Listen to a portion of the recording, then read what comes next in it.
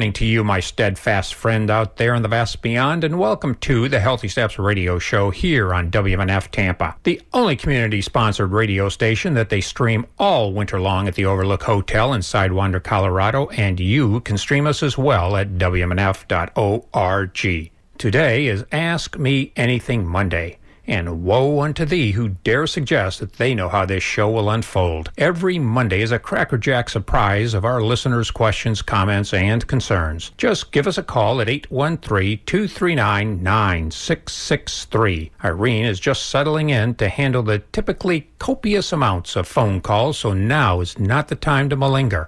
That number again to share your medical questions and concerns is 813-239-9663, or you can send an email to dj@wmnf.org or text us at 813-433-0885. Hello there, Dr. Fred. There is nothing like Ask Me Anything Monday to start the week and give me that warm, fuzzy feeling that all is good and that the world is spinning into daylight. So what have you got to get us started today, Dr. Fred? Well, good morning and happy Monday to everybody. And to you as well there, Doctor. So I just wanted to talk a little bit about resolutions and then some other topics. But many people are probably, today is January 13. We're about at the limit for the duration of New Year's resolutions for a majority of most people, I would think. You see, every January 1st, or actually probably December 31st, people make desperate attempts to make plans for the commitments they have to better something in the new year. The problem with this whole illusion that we're going to make these big changes January 1 is that it's an illusion. This is not the time of year to actually infuse things with new energy. This is hibernation time in the Northern Hemisphere. Now, down south of the border, way south of the border, Australia and the Southern Hemisphere, they're in a position to actually be expanding energy. They're in summer, and so things are growing and getting bigger there. But here, things are quiet. The light is low, the temperature is low, and except in Florida, Southern California, things aren't really growing a lot. And so this is the time of year that some Native American tribes have recognized as the time of what's called white buffalo calf woman. And if you think about the white buffalo and a woman bound up in all kinds of blankets, because we're in the middle of winter, this is a go inside time, a nurture time. This is the time to look at the things that haven't served you and plan about getting rid of them. Look at the things that you want to actually develop in this new year, and then make the plans to implement them when the energy comes back. The halfway point between the winter solstice and the vernal equinox, the spring equinox, that's when things start stirring. Right now, the ground's frozen, and Mother Earth is nurturing the seeds, holding on to them, getting them ready. So that's the same thing with your ideas, nurturing them. The new president doesn't take office until after the first of the year. The initiatives don't get rolling until weeks later.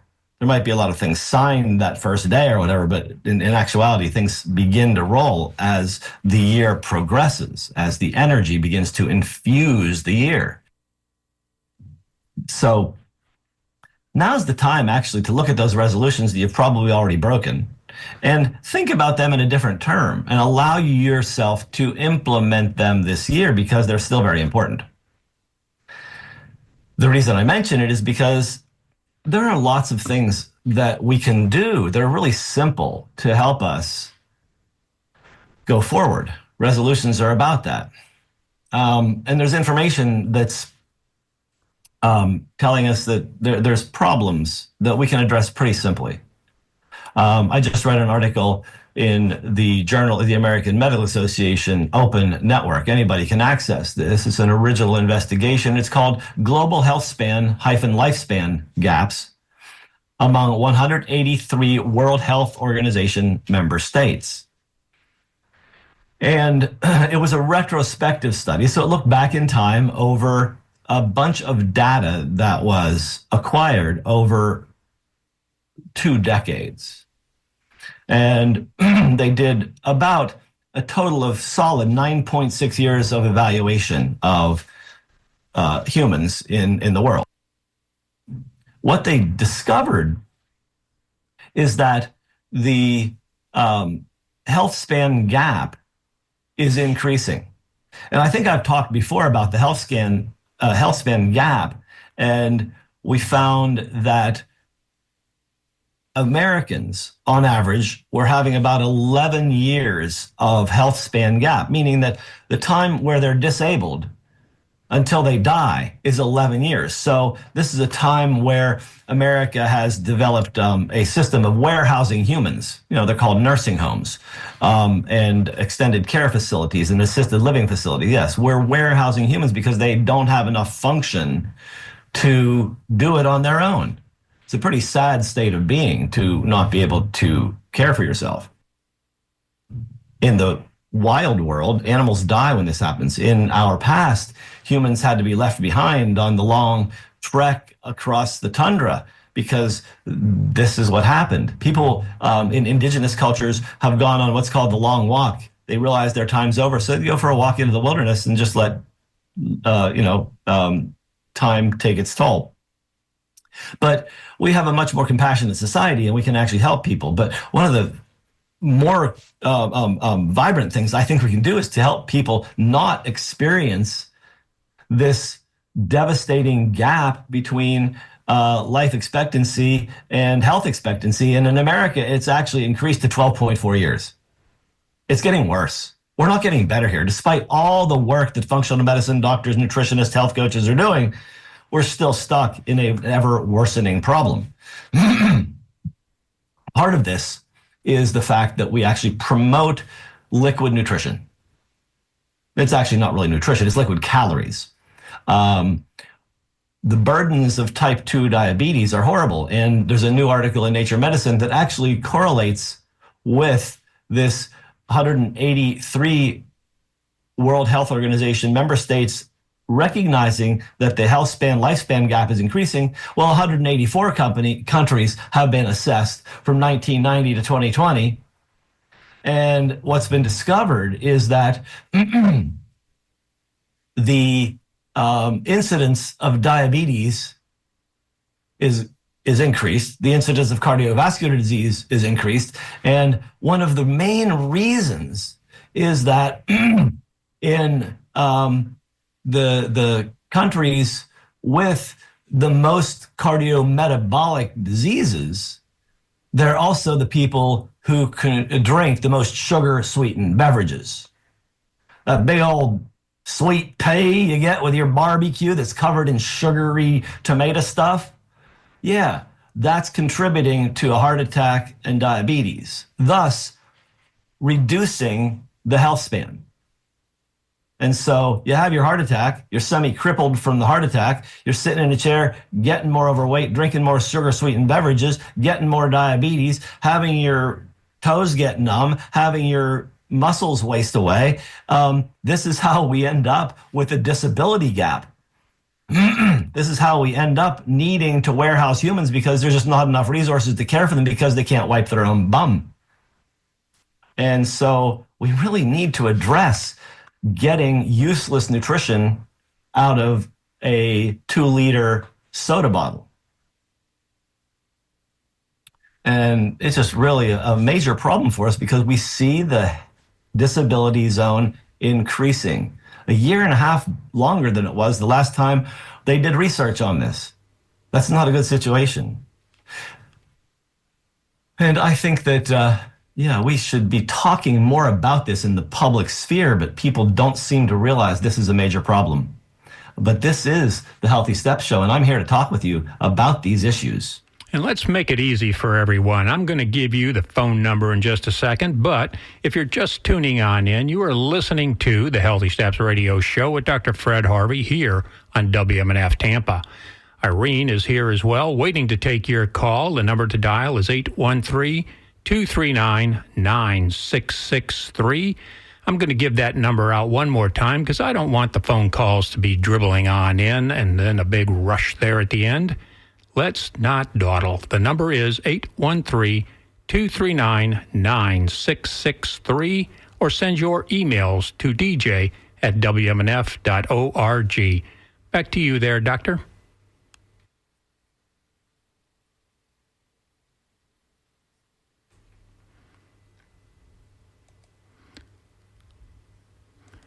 Doc, I think you're on mute. Thank you. Sugar-sweetened beverages are really not something to drink when you're thirsty. In fact, they're not something to drink really at all. Might consider it a treat, but it's a risky treat because it does cause heart disease and diabetes.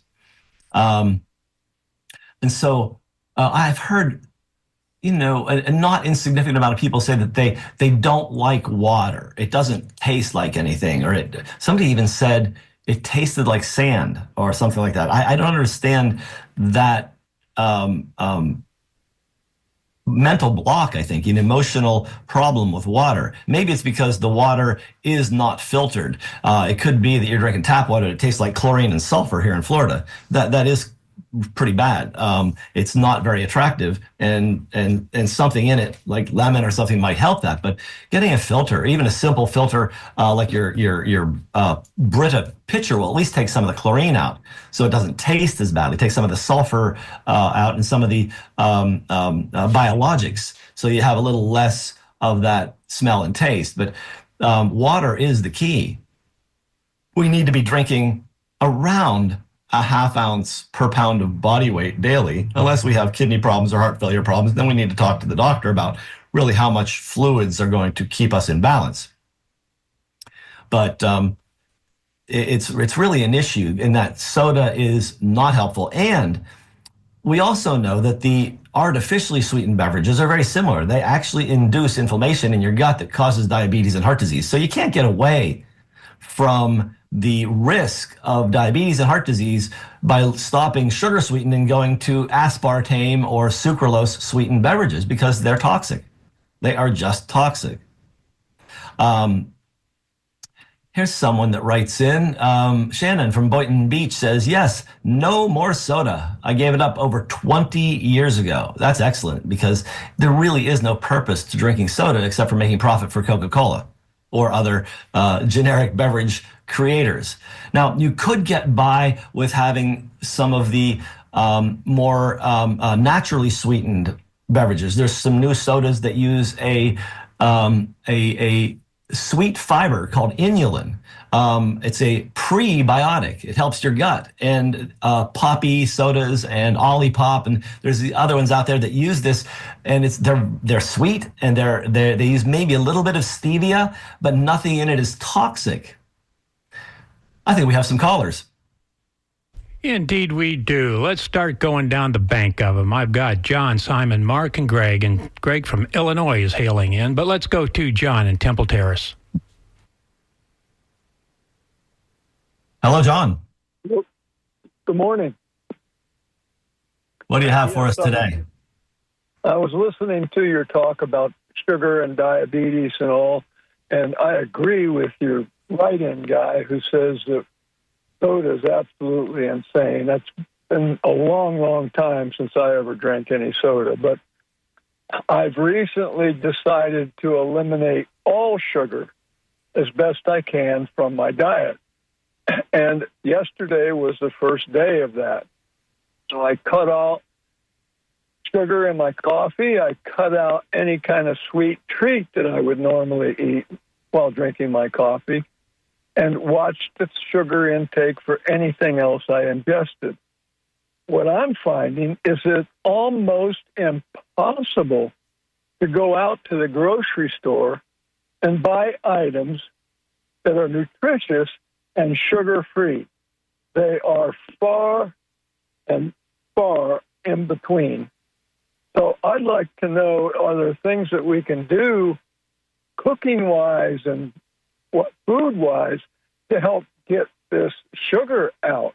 Because it's bad. I mean, I guess there's two lines of thought: cold turkey and gradual. And I went cold turkey, and that was a mistake. Yes. From experience, that was a mistake. I felt worse Yes. than I normally do. And Yeah, then I many did some people. reading, and I guess that's common. Yeah, many people feel terribly if they do it cold turkey. Anything cold turkey, that sudden shock to the system is hard. So, actually using a tapering off is a good idea. I've been doing that. My partner and I've been doing that over the past months. Just like looking at the foods that we bring home, and truly, it's difficult to get. Processed foods that don't have added sugar. And so you stick to the periphery of the grocery store and stick with whole foods, whole vegetables, fruits, whole grains, fermented dairy and things like that don't have added sugar. They're available. And then there are, when you're cooking, I actually made cookies yesterday, but I substituted something called allulose and monk fruit for most of the sugar. The sugar is actually kind of necessary for the chemical reaction in the baking. It's hard to get the same product to turn out when you don't use that, but allulose is a non-nutritive, non-absorbed sugar. It is more expensive than regular sugar. So as we're limiting our sugar intake, we're going to also limit our intake of other sweet things because they'll be more expensive. But they have found a way to actually blend things together to make non-nutritive sweeteners that work. The allulose does help in the baking. It is a sugar, but it's not the same as the sugars that we normally eat. So there's a company called Lacanto, Lacanto, that has these monk fruit allulose blends, Well Living or Whole Living or Whole Being, something like that, is a company that makes some organic sugars like coconut sugar, but they also produce the allulose alone. And so there's more and more options for us who, those of us who like to taste something sweet, but we can do it with less sugar sweetening. And I mentioned the inulin also. Inulin is a very sweet flavored fiber that doesn't impact the body with the glycemic index that sugar does. Yeah. I found one of the hardest things to buy is cereal. Yes. I found one cereal yesterday, and it was the Soar brand, shredded wheat, with 0 sugar in it. One out of all that I picked up. And if it's got a colorful cover on it, I don't even bother because I know that's full of sugar. Right. Whole oats is a really good option. Whole buckwheat, cream of buckwheat. Those are other options that don't have added sugar. Yeah, I eat a lot of oatmeal during the winter, but that's a difficult one during the warmer months. But I appreciate what you do, and thank you for the information on the Emulin. I'm going to look into that. Okay, yes. Glad you called. Thank you.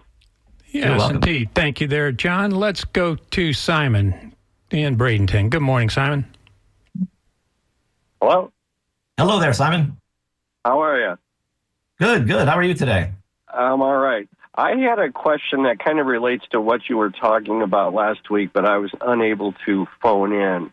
But I wanted to get your opinion on if somebody was, say, a heavy daily drinker for 10 plus years, and yes. they did want to stop.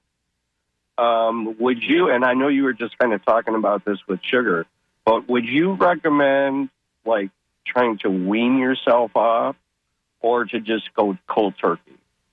Because what do you mean by heavy drinking? I don't know, probably 4 or 5 drinks a day.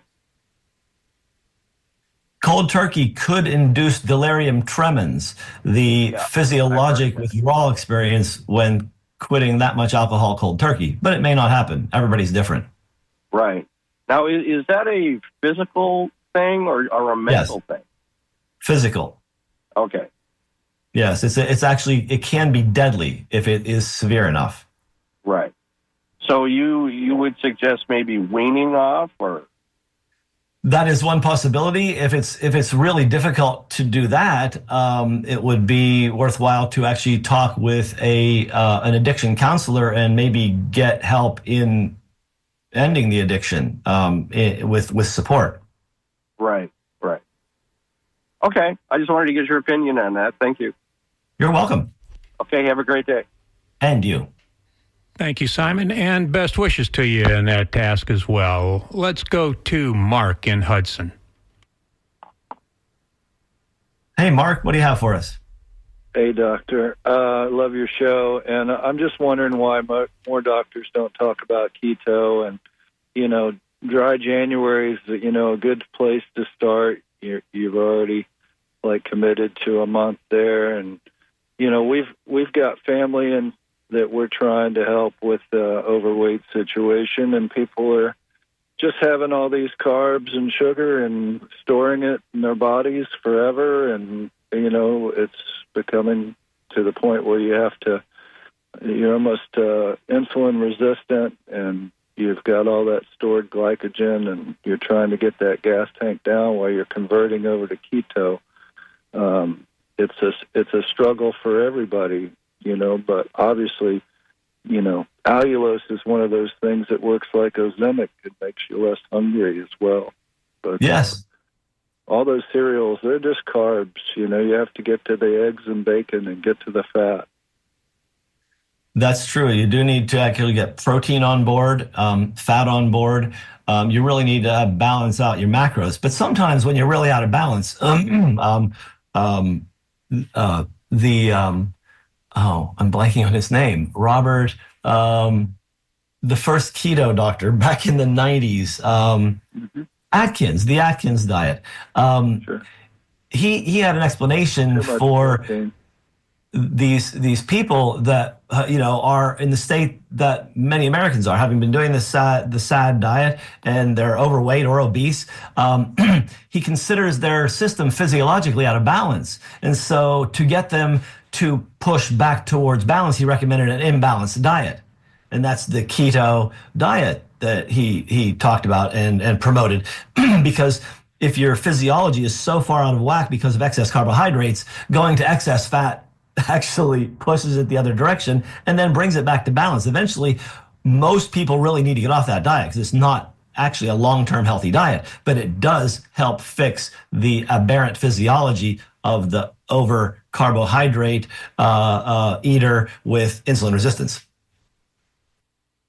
Yeah, I wouldn't say that you have to get off of keto, though. This is my 5th year in it. And as long as you get the fiber from the vegetables, you're adding some fat to them, it's a very sustainable diet. Yes, for some people it is, but not for everyone. Also, it strips all that, fat, that visceral fat from your organs. It takes that off of there. It takes all that, releases that. It depends on whether you're eating too many fat calories, because I've had people that actually get fat on the ketogenic diet because they don't exercise and they're eating way too many calories. So it can go the other way. Well, here's the thing. If you're overeating either way will be bad. At keto, exactly. You're trying to stay under 20 grams of carbs a day. You can't be an overeater. Right. And then once you get to the point where your physiology is stabilized, you can actually have more carbs than 20 grams, because most people actually do well with more than 20 grams. Most. Absolutely. And that's the thing. Once you're in a stable, weight, you could add whatever you want to your diet and become more normal. Yeah, like get back to the Mediterranean diet, which is the human diet. Exactly. Roger that. Well, I just want to say for those folks that are out there that are overweight, if they just start eating fat, they will start stripping that fat away, and it will also cause you to lose a lot of water weight. Yeah, it will. Yeah. You'll have a complete shift in your physiology. Inflammation should reduce when you get rid of that excess carb and fix the insulin resistance. Right. And, I think for, a year or two, it's a great way to kind of reset your whole body and find out that there's a, savory diet out there that you can eat for a whole year that will actually reduce your weight. Sure. And it works. I agree. Yeah. But my original question is, I'm not sure why we're not telling people more about keto. I think a lot of people do, but you have to remember that the Western medical establishment isn't about promoting health. It's about treating illness. So that's But those of us out there need to be shouting it out loud to everybody. Well, yeah, so that's why there's more and more functional doctors every year. Yeah, and that Bosworth is one in Tampa that's very good as well. Excellent. I love your show, Doctor. Thank you so much for my time. Thank you. Thanks for contributing. Have a great week. You too. Thank you there, Mark. And let's go to Greg in Illinois. He's been waiting patiently. Good morning, Greg. Welcome back. Good morning, and thanks again for taking my call. Two questions, if I may. I just had my yearly physical, and of course the blood test they do is your basic metabolic profile, and there's some things that creeped up in the last couple of years now. I think maybe some of my symptoms might be explained by this, a little bit of shakiness and a little dizziness, but my A1C has been being tracked, and I'm now at 5.8. And then I had, which is typical for me, my white blood cell count is always low, and my lipid profile is really low. Lymphocytes are 1, and my WBCs are 3.22, and my hematocrit, my MCV was high. So I, with that climbing A1C at 5.8 now, and I've kind of changed my diet a little bit to actually introducing some fruits, which I like avoided carbohydrates almost completely, and I'm actually now eating some fingerling potatoes, and I do buckwheat, and I do some fruits in the morning because I need carbs when my training. I'm wondering if that's thrown this off. So my two questions are, one, is there other testing maybe I should do? The doctor wants me to go to an endocrinologist and get thyroid and to see my thyroid. That also had a T3 level that came in at 72, which was low. He wants me to look at thinking I have a thyroid issue along with a pre-diabetic issue. What type of blood tests might I go to? There's a walk-in lab that will do any test you request, and I'd like to maybe get a broader perspective of lab tests as opposed to what you explained, like they kind of wait till endpoint disease on these parameters, and then you've already full-blown problem. So could you recommend a thyroid blood panel or a company that I could request that, and maybe what I could do for the sugar? And lastly, they were talking to me about maybe testosterone being checked. I know I'm losing a little weight even though I train, and I don't know if I'm one of those men that might benefit from testosterone, although I don't want to mess with Mother Nature and create other problems with prostate or anything by taking hormone replacement. So those are the three areas: the hormone replacement, thyroid, and my possible sugar imbalance. So you do have a sugar imbalance, and you would be considered in the pre-diabetes zone. So you have insulin resistance. Insulin resistance is associated with alterations in the availability of hormones like testosterone and thyroid. If you are having insulin resistance and your body's not responding and thinking that it has enough calories on board, it may actually make thyroid a little less available. And when T3, total T3 is low, it means that more of it's bound up. Not that you don't have enough T3, but your body's actually protecting the availability of it. Because when you don't have enough calories, you don't want to turn your metabolism on and burn more calories. So an insulin resistance physiology appears to your body like you don't have enough calories. Your body may protect the thyroid and thus reduce the available circulating T3 without having an abnormal thyroid. And so the reality is you probably have things that are causing your prediabetes, which many of the things that cause prediabetes are the invisible things that are in our environment, the organic petrochemicals, and also deficiencies, like deficiencies of fish oil. And so I think you deserve not to see an endocrinologist, because I don't think that would be useful in any way here, because they're just going to tell you have a normal thyroid, go away, especially if your TSH is normal. but you probably would benefit from having your glucose and insulin level checked at the same time to see how they relate. You might also want to get an advanced lipid panel. Quest does that. It breaks it down into the particles so you can see how your body's actually metabolizing the cholesterol. Or you could do one from Boston Heart Labs that looks at cholesterol balance through the absorption of cholesterol. So you can see if you're actually getting it in your diet, you're not having a very high cholesterol. So maybe you're not eating enough saturated fat or cholesterol, or you may not be absorbing it, or your liver may not be making much. These tests are all available, but most Western doctors don't avail themselves of these tests because they don't spend time understanding the physiology.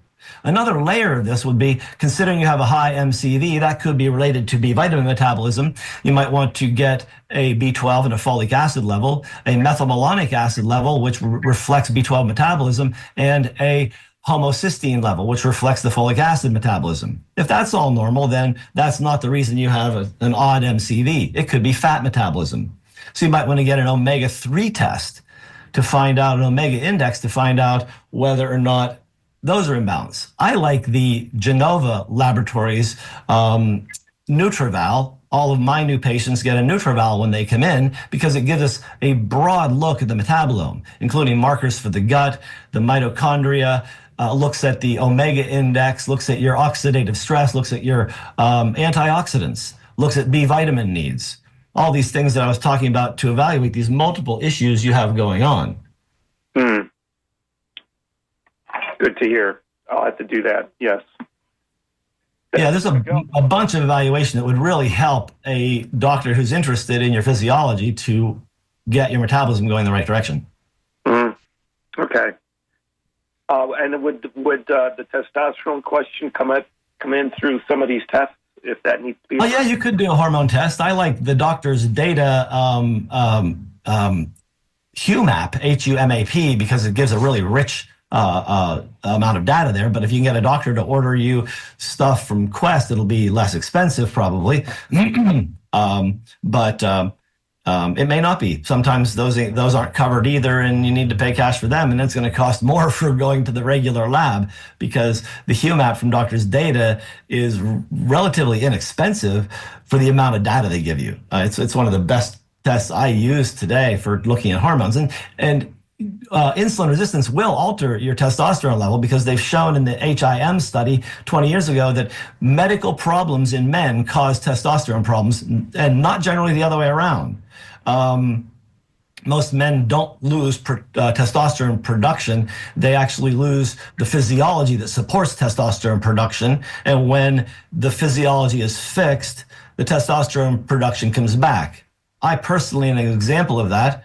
I had a testosterone level of 97 at one point, but once I cleared up the actual emotional, spiritual problem, I was in an abusive relationship. It was an emotional castration. When that cleared up, I actually had normal testosterone again. I never took testosterone since then in the last 15 years. Wow. Okay. Actually, no, it's 18 years now.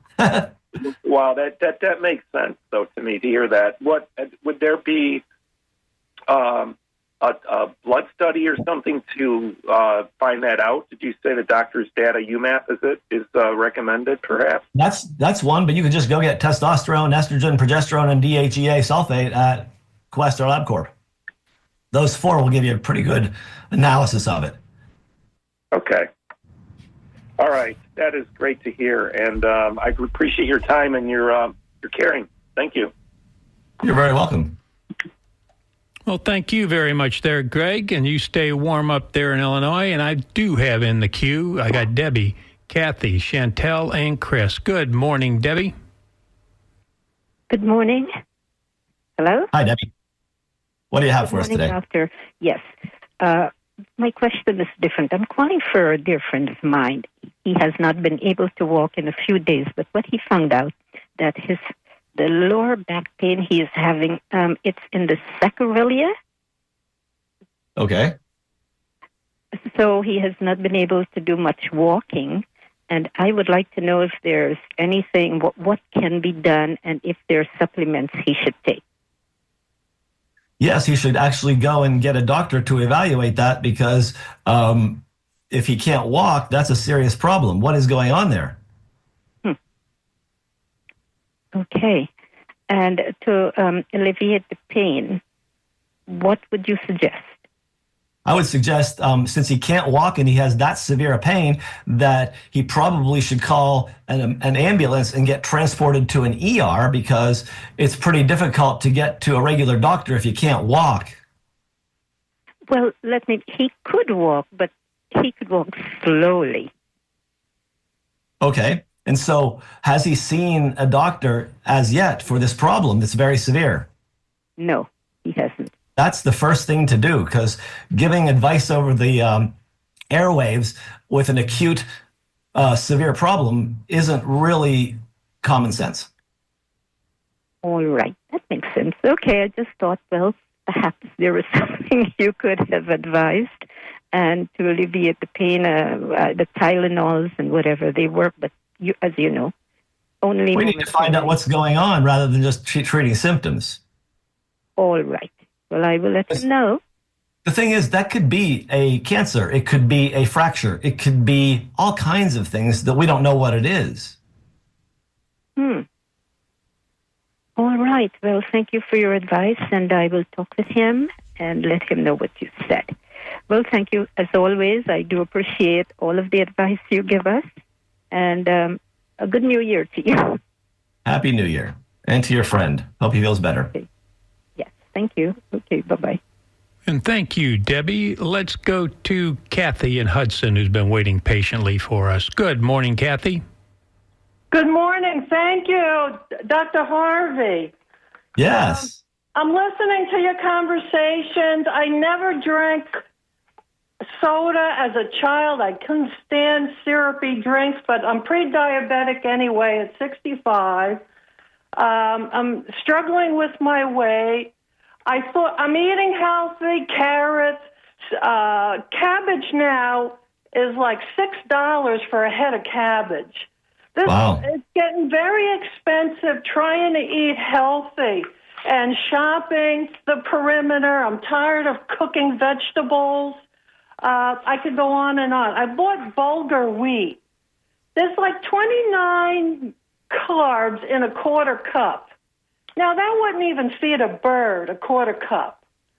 So I'm like struggling, and I'm wondering if also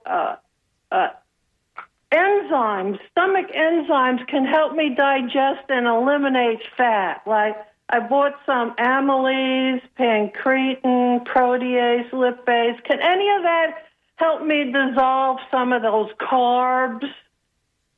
What those things are proteins that help break down complex molecules like a starch or a protein into its components. Like the protein will break down into amino acids, and a starch will break down into sugars. And so amylase will help break starch down into sugar. But it won't help you eliminate them. It'll help you absorb them better so that you can actually gain more calories out of them, so you can actually retain more fat. So no, enzymes aren't a way to lose weight. Oh, okay. What a way to lose weight actually is to exercise. Are you exercising 20 to 30 minutes every day, walking outdoors? Yes, I've lost about 5 pounds. I go to the gym. I'm doing cardio, rowing, cycling. Excellent. I'm running about, it's a fast jog for about a mile. You're on the path.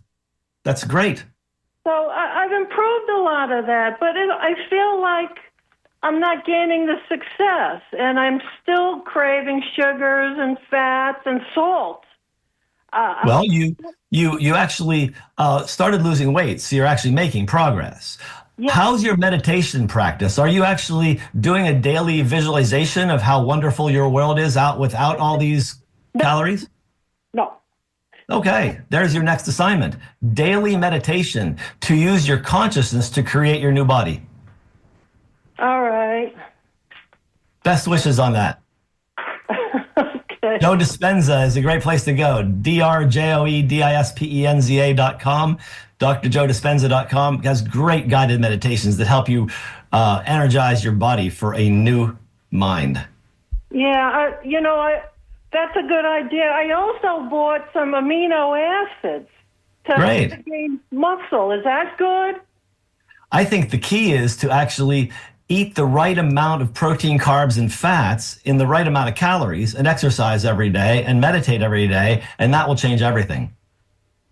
Okay. Those are the standard things you should do. There's no miracle cure. No, that's the problem. There is none. The miracle is actually investing yourself in your own life. Yes. All right. Well, thank you, Dr. Harvey. I appreciate it. You're so welcome. Have a great year. Thank you. Bye-bye. Bye-bye. Appreciate you calling on in there, Kathleen. Let's go to Chantel in Tampa. Good morning to you, Chantel. Hey, Chantel, what do you have for us? Well, I'm going to put her back on hold. She had been there for a while, and maybe she's just taking a breather. Let's go to Chris in Clearwater. Good morning, Chris. Well, good morning. I've had a couple of things I wanted to touch on, just the sweeteners and first of all, the sodas. The phosphoric acid, I think, is so often overlooked that yes. It really acidifies folks. So no matter whether it's a diet or not, it's going to have a lot of phosphoric acid. And I noticed that with my water ionizer exposure knowledge, I've learned from others that it takes 40 glasses of 8.5 pH water to neutralize just one glass of soda. So that's very shocking. Yeah, that's an impressive statistic. And the phosphoric acid in all the brown sodas is bad, and it's actually proven to leach some bone. So if you have thin bones or osteopenia, osteoporosis, avoiding those specific chemicals are really important. Right. And what do you think about, I want to ask what you thought about chromium, specifically GTF or glucose tolerance factor, chromium to help insulin sensitivity and reverse type 2 diabetes. I've heard some people say type 1. And also on the allulose, I've gotten that. I've tried some of that, but I overdid it a little too much because it caused me a little bit of stomach discomfort and gave me the runs. So that it can do. It's not absorbed, so it can act like a laxative, and so you don't want to do a lot of it. But it's actually better for you than the sugar alcohols like xylitol, sorbitol, and erythritol. They have specifically issues going on with your health. But the chromium GTF, chromium picolinate, chromium nicotinate, any of them, chromium does have some evidence that it helps with insulin sensitivity. But by far and away, the most important thing anybody can do for insulin sensitivity is to move your body consistently in 20 minutes a day in a solid 20-minute period. You want to have continuous movement for 20 minutes once a day. That will actually reset your insulin sensitivity significantly. Right. And lastly, doctor, I just wanted to ask if you wouldn't mind me just mentioning that to this Tuesday at the Taos County Commission, we're starting once again organized to ask them to stop the water fluoridation. And folks want to learn more about that on Facebook. Go to the group Tampa Bay Water Freedom, facebook.com/group/Tampa Water. And, a lot of communities are ending water fluoridation at a rapid pace, you might have noticed. But it's not really RFK Jr. or Florida Surgeon General Joe Ladapo's doing.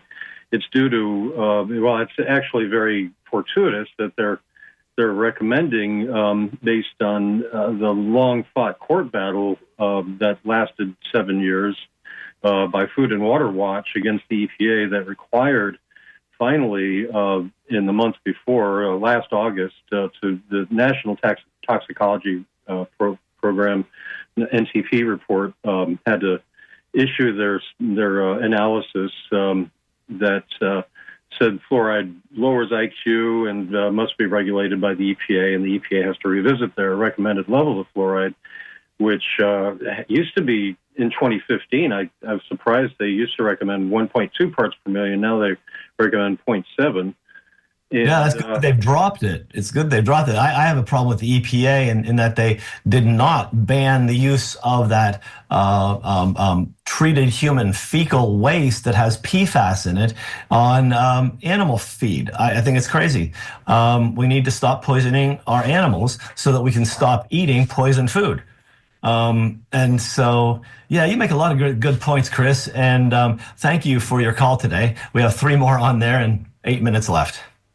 All right, yeah, just EPA doesn't know what is safe, and they've never been able to make any statement to that. No, because they're owned by corporations. You know, that's the problem. The people that staff the EPA often are, like with the FDA, on a revolving door with corporate America, so we don't get real help there.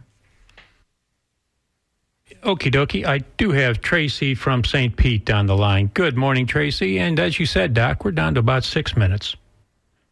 I'll go quick. Hi, I'm 57, diabetic, postmenopausal, and I have bad bilateral hip pain.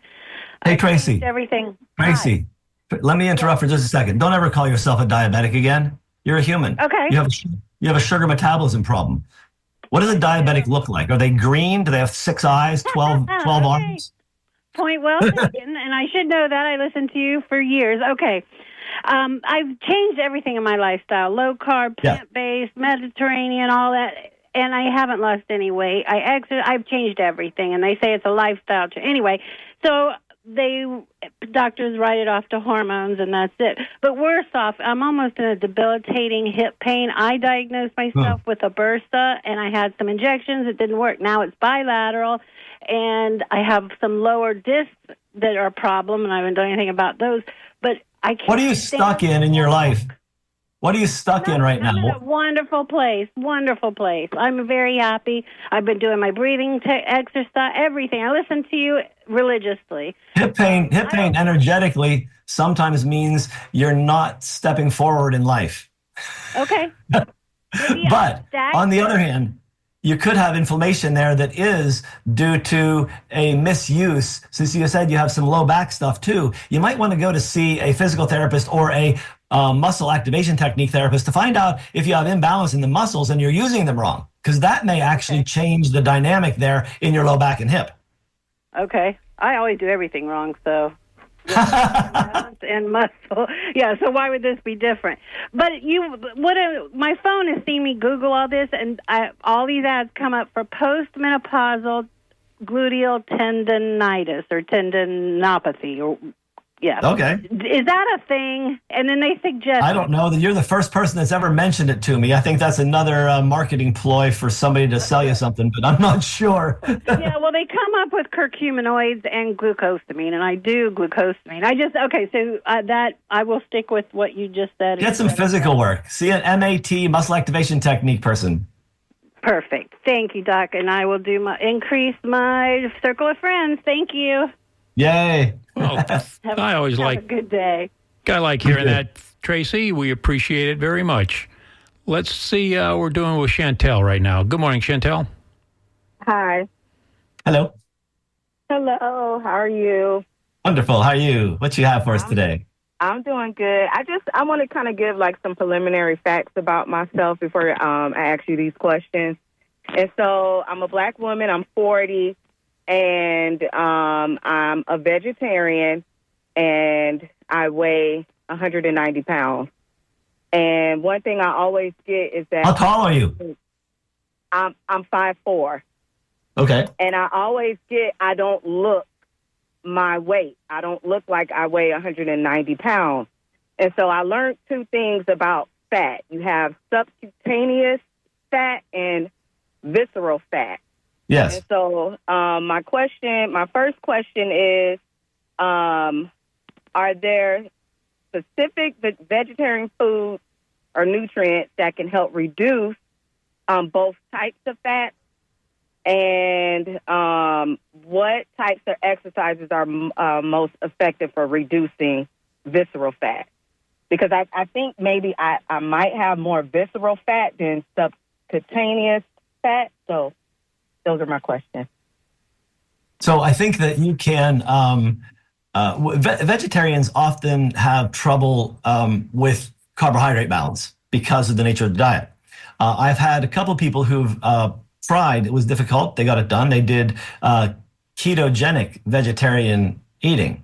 So they, as a vegetarian, they could eat eggs and dairy. So they did eggs as part of their protein. They did whey protein. They did vegetarian plant-based protein like pea and rice protein, a variety of different ways to get enough protein in. Because to really be effective at weight loss, you need to actually have, especially in a situation where you are, you need to be reducing your carbs to a minimum. You may even want to, if you're having that much trouble losing weight, start keto, go down to 20 grams of carbs a day. It's really hard on a vegetarian diet, but that will be a way to get things moving.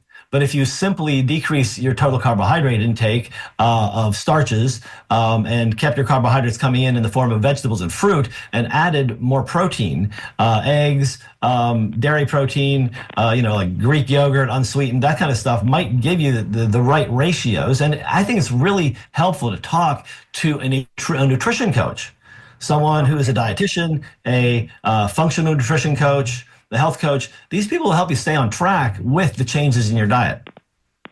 Okay. And exercise, 20 minutes a day at least. But when you do more than 90 minutes a day, if you're doing that, you might actually have a rebound and have trouble losing weight. Okay. So as far as what types of exercises would you recommend? I think walking is the best exercises any of us can do. Long, slow, continuous burn helps you burn the most amount of the visceral fat calories. But high intensity interval training can also help with it too, because it gets the metabolism sped up faster. Okay. Well, my goal is, like I said, I'm 190 now. My goal is to try to get to 175. Would you say 175 is a good goal? Even though I know you're probably going to say no, but I think it is a great interval goal. I really do. Okay. And so that would be, but you have a lot further to go than that to be at your ideal body weight. But go to 175 first. I think that's awesome. Make that your first goal. Okay. So right. Good luck with that. And thanks for your call. Thank you. So I think I have just a couple of seconds left here. Robin sent us another poem. Mirrored musings. I see my reflection as an introspection of a connection for inspection and dissection. An intersection, possibly a detection of outer defection. We all seek inner perfection, yet we just need self-affection. Oh, that's so true. Or maybe another direction. A soul insurrection with joy-filled musical inflection, for the heart will seek protection from a dream-filled predilection of a good life. Yes, a good life. That's what we're all seeking here. How to live it better, how to get the most out of this, how to feel the most joy, how to have the most energy. I hope you've enjoyed today's show. I sure have. And I really want to thank Bill for holding down the fort, and want to wish him a nice time off next week. And thanks, Irene, for grabbing the phones, and everybody else at WMF and all my lovely listeners. Thanks for contributing. Well, and thank you, Doc, and you will be missed, and all the listeners on out there will be missed next week by me, but I'm sure that Joe will be able to handle it well, and Irene is always doing spectacular. So until next Monday at 10 a.m., I'd like to thank everyone, and you, Doc, and Irene, our listeners, and give a special shout-out to her for handling the phones as an all-star. And everybody out there, stay healthy, take care. You have been listening to the Healthy Steps Radio Show with Dr. Fred Harvey here on WMNF Tampa. Coming on up next is 5 minutes of NPR headline news, followed by the Sustainable Living Show, hosted by the real McCoy of Sustainability, Annie Ellis. Until next Monday at 10 a.m., thank you for supporting and listening to the Healthy Steps Radio Show with Dr. Fred Harvey here on WMNF Tampa, your community conscious radio station. Stay safe, stay thoughtful, and know that you are loved.